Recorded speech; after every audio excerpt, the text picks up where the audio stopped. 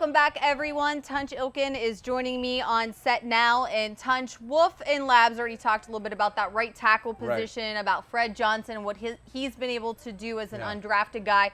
But I do want to talk, you mentioned your camp phenom track record, the fact that it's really good. So last year you picked Ola Adeni. What have you seen from him this camp? It seems like with TJ Watt starting on the physically unable to perform list, with Anthony Chickillo dealing with some injuries, he's gotten a lot of reps and he's making the most of them. You know, last year Ola made the best of all his reps, and Ola showed flashes of being a real good pass rusher, a natural pass rusher, a guy that feels where the quarterback is at all times, gets to quarterback depth, and doesn't keep continuing around the horn, but he'll spin or club back inside. And what I've seen in him is he's stronger, he's faster, and he's developed a couple of new moves. He's got the skip step move where he just, you know, one of the things that confuses offensive tackles are non-rhythmic pass rushers. Well, Ola has developed a non-rhythmic pass rush in his skip set. There's a pause and there's an explosion at the end of it. And one of the things he is real well, because all these offensive tackles are 6'5" to 6'8", and he does a great job of getting under them. And he, you know, we used to call it the dip and rip. And when he gets under, he's at their armpit, Missy, and he's around the edge. And he does a great job of playing the run. He doesn't get blocked easy. He reminds me a lot of James Harrison, only more finesse than James had.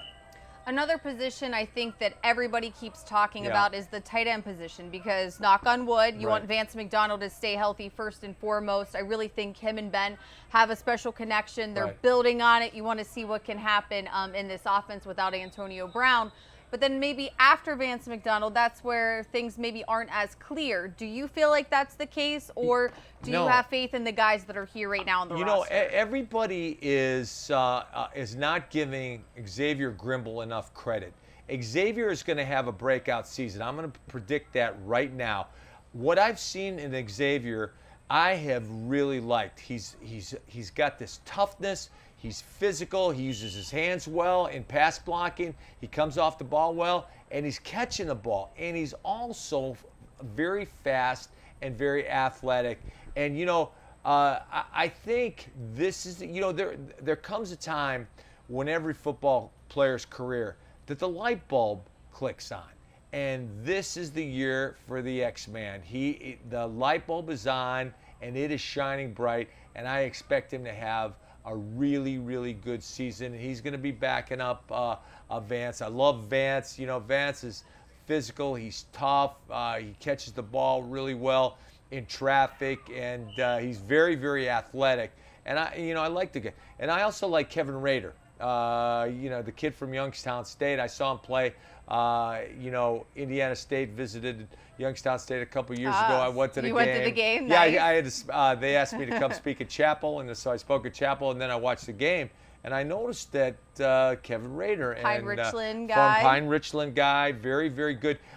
Today out there in tight ends on backers and during team, and he was all over the place. He was making great catches. He runs great routes.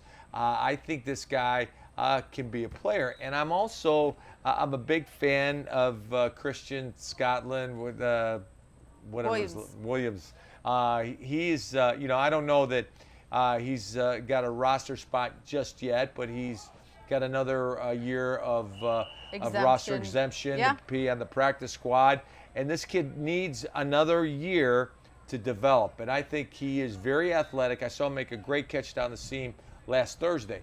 He laid out, made a great catch. So, you know, I'm not, you know, the media is kind of panicking about the tight end position. Well, that's why I'm asking you, Tunch. I am not panicking at all. And, you know, the kid from Michigan, you know, Zach Gentry looks just like Jesse.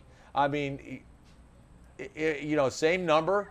You know, if nobody told me that Jesse left, I was going, hey, Jesse, nice job. And, you know, the kid goes up and gets the ball. And, you know, I'm not real concerned. And, you know, the other thing is you got Chooks Okafor to play tight end for you on the run plays, on the first down. If you want to come in with Ace, which is 2 tight ends, and Vance McDonald's and Chooks, you can still flex Vance out into the slot, and you can move him around, and you can do a lot of things out of that.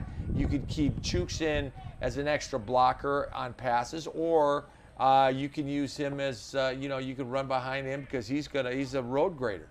All right, I know you like to quote Chuck Noll every once in a while, which I appreciate. It's Tuesday, but on Mondays we started some Missy's Motivation. I've been using good things the guys have been saying up here at camp, so I'm going to cheat. Wow. Even though it's Tuesday, something Coach Tomlin said down on the practice field that I like. Tunch, I think you'll like it.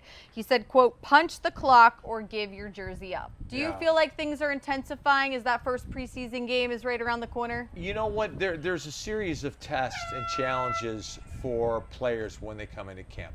The first one's the run test. The second one is the first day of hitting.